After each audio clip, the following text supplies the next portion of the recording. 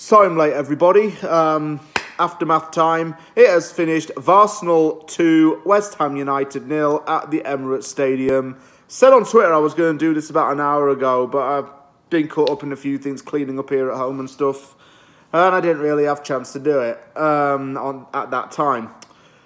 Oh, where'd you start with this? Well, obviously I'm going to just state the obvious and say that West Ham were absolute crap. Because what else can I say other than that? You know, 5 points from the last 18 is unacceptable. And now Arsenal have gone above West Ham in the league table. West Ham dropped to 5th and are out the top 4. Arsenal goes into the top 4. This is a game that I said in my preview, West Ham goes to the Emirates and usually dominates. Or just sits back and waits for Arsenal to, you know, bugger it up somehow. Arsenal dominated that game. Let's be real. Arsenal dominated that game. West Ham were absolutely toothless. Toothless, pathetic, wimpy, spineless. And players were disinterested. Bar 4. I'll mention the 4 a lot later in the video. You know, I just want something different now at West Ham. I want like a different team. I want like a different vibe in the team right now. Because right now we're just playing the same starting 11 week in, week out. I know we've been depleted with injuries. Our old back 4 is an absolute mess. But our old back 4, because of what happened today, is now either suspended or injured. And we've got to regroup it. Even with injuries to our main centre-backs, we've done a decent job as of late. That continued in this game. But it was everyone else letting the whole team down. Our attacking threat is not what it was at the start of the season. Start of the season, we ripped teams to shred. You know, we defeated a strong Leicester side 4-1. We beat Newcastle 4-2. Where's that gone? Where's that intensity and all that energy gone with this team? Today was no exception. I'll go on to the team lineups right now, and then I'll go off on one, just so I can get on track with this video. Arsenal were unchanged from the last game. West Ham put Fornals in for Benrahma. This one's a 50-50 for me. Fornals hasn't been great, nor has Benrahma. Armstrong Okaflex and Harrison Ashby on the bench. Good moves, really, for the bench. Harrison Ashby should be on there. Deserves to be on there. He's earned it.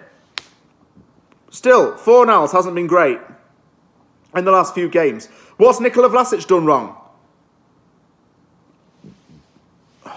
You know, I mean, Vlasic is a player that I want to see start in games. But something tells me that he wasn't a Moyes signing, and that's why Moyes freezes him out. Because Moyes spent all last summer chasing Jesse Lingard and then got Vlasic as more or less, you could call it a panic buy. And now, doesn't even start him.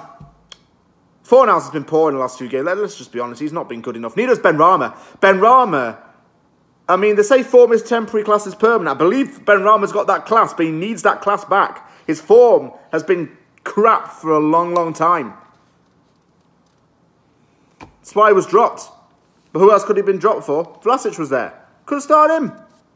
Wouldn't have hurted. Both teams, you know, both teams started this game okay. There's a lot of possession in the middle. Fornals took a really hasty free kick. Miscommunication resulted in Dawson shooting it off target. Very rough first half. Coufal was accused of elbowing Kieran Tierney, and he got a yellow carded for that. And there was a lot of players getting heated, Arsenal players ganging up on him, some West Ham players trying to break him off. Fornals was caught in the face and went to ground, but nothing was given. Anthony Taylor, yeah, you know, that useless bald ref, didn't give anything. Just felt West Ham needed to keep their heads on in this game and not just be so hyperactive. Or, well, hyperactive maybe isn't the word. I'd probably say more towards hot-headed. Just keep it calmer and stop making rash or heat-of-the-moment decisions. Antonio went down, but the decision went against West Ham because he was all over. I think it was Thomas Partey. Again, calm down. Chill out. Focus on the game and just calm it. West Ham couldn't calm it. Everything seems so reactive. And this is what West Ham's like now. Reactive. It takes going 1-0 down for West Ham to start playing again. That was a trait that I wanted to get rid of under David Moyes. West Ham having to be in a losing position just to get their asses into gear. I knew it had happened at this point in the game because we didn't deserve to go 1-0 up whatsoever. And anyone thinks we did needs to give the head a little wobble. We didn't deserve to go 1-0 up at all in this game. And, no, and as I said earlier, as you can probably tell by the title of this video, we didn't even go 1-0 up at any point. I mean, Fornals came close with a curling shot, and that was an alright sign, I suppose. It's just West Ham became a little bit more composed. Lanzini kept the ball moving smoothly. Tierney hit the bar. West Ham hesitant to react. Ball comes into their box, everyone's scrambling for it. It's either Lacazette, Saka, or Martinelli trying to get onto the end of the ball, and everyone's just in a massive scramble. And it gets cleared out and just hoping to hoof it away. Well, no real intent there, is there? Antonio. Oh, man. I've put Antonio on my notes right now. Antonio, do not get me started on this guy. What the hell did they do to him when he went to play for Jamaica? What did they do to him? He struck a shot from outside the box for them and scored it. Since he came back on that private jet that Sullivan got him, it's just been trash. What was on board the private jet? I don't know, man. Did they spike all the fruit and stuff on there? Did they put in there loads of like morphine or loads of sleeping tablets or something to make him more drowsy? Because right now he's just absolutely slow and shoddy. He runs for a bit, and gets worn out. And we need a pacey striker. The only real thing we have closest to the pacey striker is Jared Bowen. That's to come later in this. We need another striker in January because every single damn summer we've needed a striker. I've said it again in videos on this channel. I sound like a broken damn record. We need a fast, rapid striker. Someone who can actually penetrate like a team. You know what I'm saying? Can penetrate a defence. Antonio can't do that. He tried to go one-on-one with an Arsenal player and just got dispossessed. Couldn't outrun him. Martinelli went wide from close range. A lot of Arsenal players drop into the deck. West Ham players drop into the deck as well. Both teams were on each other. Arsenal with the better chances. Craig Dawson, Virgil van Dawson, Rochdale Ramos, whatever you want to call him, lived up to that in that first half. Dawson was exceptional. He was exceptional. I know he's a player that I've given a lot of stick to, but Dawson was good in that first half. Diop was good. They were two shining lights in what was a pretty shoddy first half. I would have made changes. I would have taken Antonio off. I would have put Bowen up top. And then, I know I slagged him off. I would have put Benrahma on the wing. Change things up a bit. But Bowen up top would have changed things. Antonio offers nothing up front. And he hasn't in his last few games. But one, who else does David Moyes have that can play there? And two, who else can we bring in internally to fill that position? No one. Moyes made a right damn stupid decision in the summer not to sign a striker. And it's coming to bite him in the arse big time right now. He's ruined the day that he said, oh, we'll just use whatever we've got in the team. Oh, yeah, we'll just use an internal solution. That's just an excuse for Sullivan not backing him. We needed a striker in the summer. We've needed it every damn summer. We've signed over 50 for this damn club under Gold, Sullivan and Brady. It's probably now over 60. The hunt continues to find someone who could be like a Di Canio figure. Still, don't have it though. January's coming up. I'm nice to see we're scouting targets now, but we need someone who can challenge Antonio's position. He knows that he gets started because he's got no one else as a striker. Nobody else who can challenge him for that place. God forbid Yarmolenko goes up top. Because that'll beat death of me. Watching him up top on his own, just tap, tap, tap, tap, tap the ball, and then just shoot it wide. No, thank you. He ain't Soviet Salah, he's Chernobyl Samba. That's exactly what he is. He is absolutely useless. I don't want Yarmolenko starting instead of Antonio, but at the same time, Antonio needs to get dropped. You know what I'm saying? Little rant over there. 1-0 Arsenal, second half. Hard it had been coming.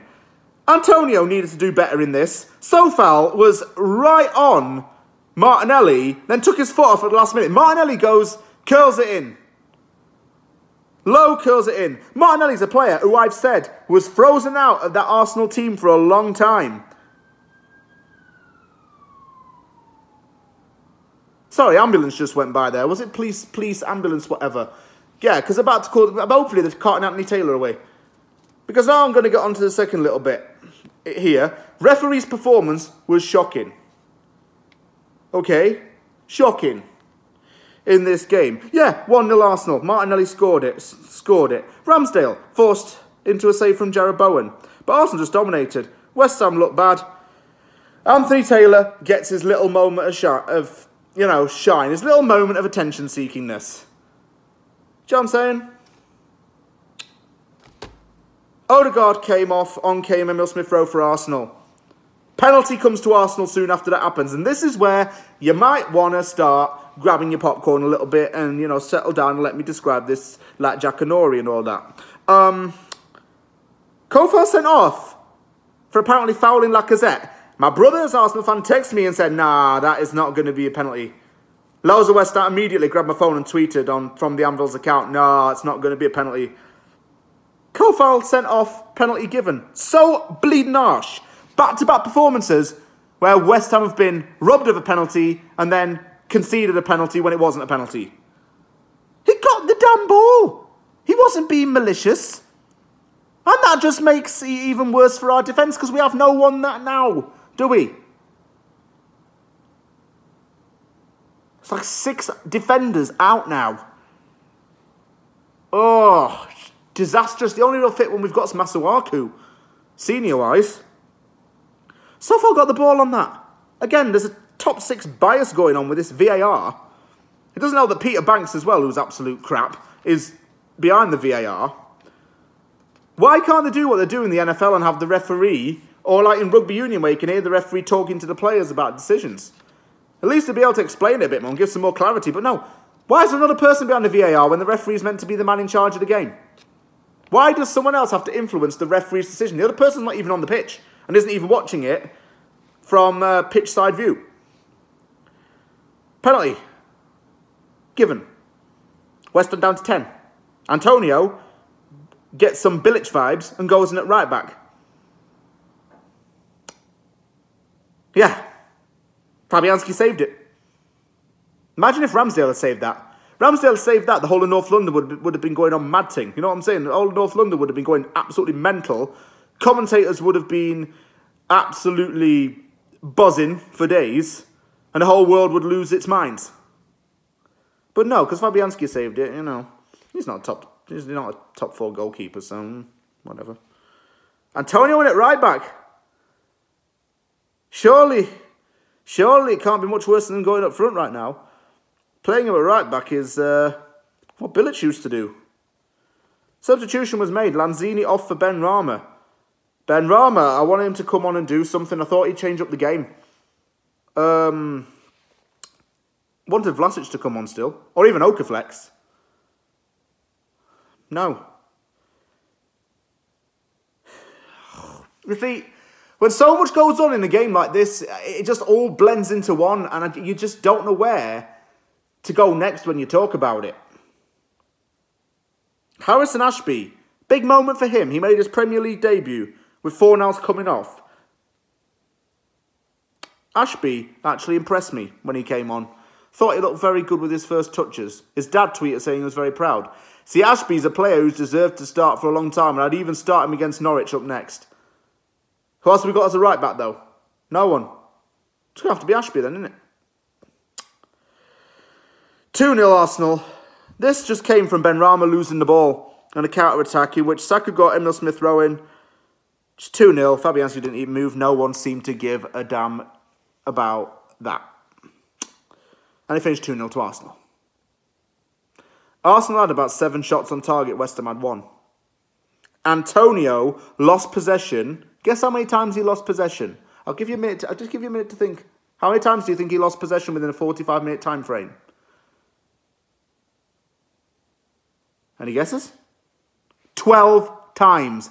12 times he lost possession. Still starts. I bet he ends up starting against Norwich. And if he does, I give up. Because if a player isn't playing very well, what do you do with that player, right? You drop that player. You drop said player and you don't start said player until said player gets form back. Antonio's been crap, he still starts. Benrahma's been poor, he still starts. Souček's been bad, and he still starts over Alex Kral. What's going on? Is David Moyes too scared to drop these players? He needs to just be brave, realise that it's not personal, and drop the players. I know he's got these players that he trusts in, but if he really cared about them, he'd drop them. He wouldn't just keep bigging them up every game and being like, yeah, you'll get better next game. Maybe this will be the game you score. Maybe that's going to be the game when you do this. No. Drop them. Make these players fight. I feel sorry for people like Vlasic, Alex Kral, who rot on the bench. Paid big money for Vlasic just to sit there and do nothing. He's got to start against Norwich. He really does. Diop, Dawson, Fabianski and Ashby deserve some credit in this. Those are the 4 players. Everyone else deserves less than a 5 out of 10. Why does Moyes play off-form players, though? Like, oh. I want this team as well needs to be a bit more streetwise. This team needs to know what to do if things don't go according to plan. I mentioned West Ham need to have a plan B. They need to be more streetwise as well. Just be a bit more switched on. And realise that a game's probably not always going to go in their favour. Just when that happens, change it up a bit. Maybe do something different tactically. Maybe change a role. Find another way to break a team down. Because we had a counter-attacking system the start of the season. I think we need to switch that now. Because every other team knows what to expect from West Ham now. Everyone knows what to expect. But Moyes doesn't have a plan B. I'm not saying he's winging it, but what's he doing? VAR, again, doesn't help when another person from a booth influences that decision. Why can't refs just explain the decisions on camera or something? Like that, and at least try and give us some help. But, oh my days. Losing to Arsenal hurts. It hurts, not just because it's London Derby, but this hurts. We need points.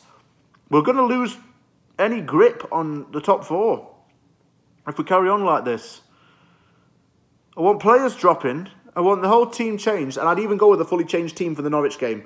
My brother says we'll batter them. I can see us losing to Norwich 1-0 at this rate if we carry on doing what we did today. I'm getting bad vibes again.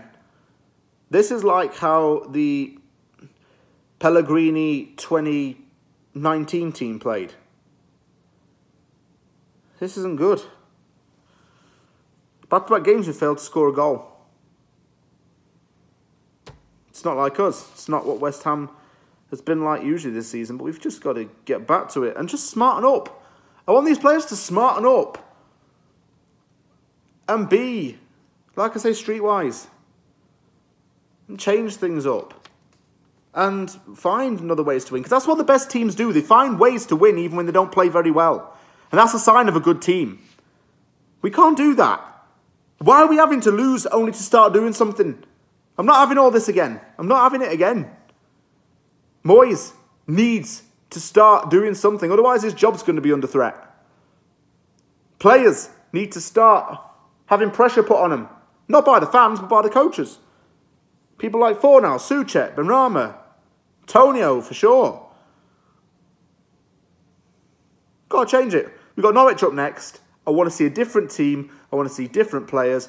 I want to see the whole thing changed up. Because right now, this whole system we've got isn't working. It's just full of poor, bang average star playing players and players that aren't doing very well right now, but they still play because they have no one else to start in their position.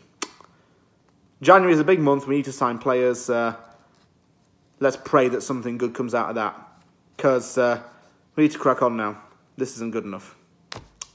Thank you very much for watching the Aftermath. If you like the video, hit the like button. Don't forget to subscribe for more content. Take care, everybody, and I will be seeing you all soon. Right now, I'm just going to go cool off and, you know, take a few headache tablets, because that's what West Ham have done. They've made my head throb.